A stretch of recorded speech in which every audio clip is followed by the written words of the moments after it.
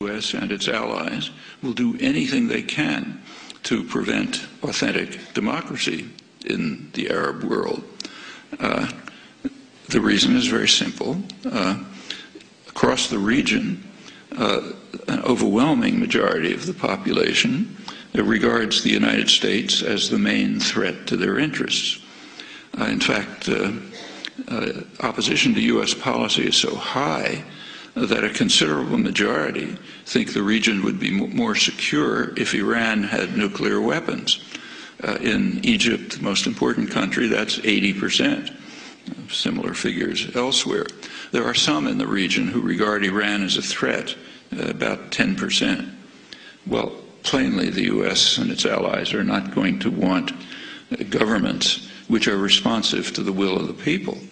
If that happens, not only will the U.S. not control the region, but it'll be thrown out. What about Egypt, most important country, but not a major center of oil production?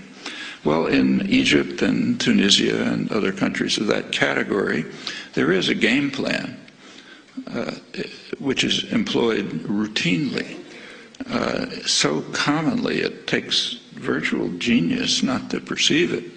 But when you have a favored dictator, for those of you who might think of going into the diplomatic service, you might as well learn it. When there's a favored dictator and he's getting into trouble, support him as long as possible, full support as long as possible.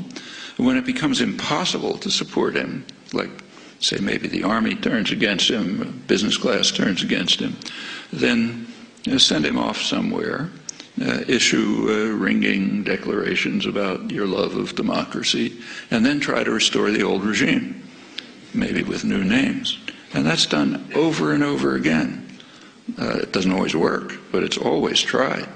Somoza, Nicaragua, Shah in Iran, Marcos in the Philippines, Duvalier in Haiti, Chun in South Korea, Mobutu in the Congo, Ceausescu was one of Western favorites in Romania, Suharto in Indonesia. It's completely routine, and that's exactly what's going on in Egypt.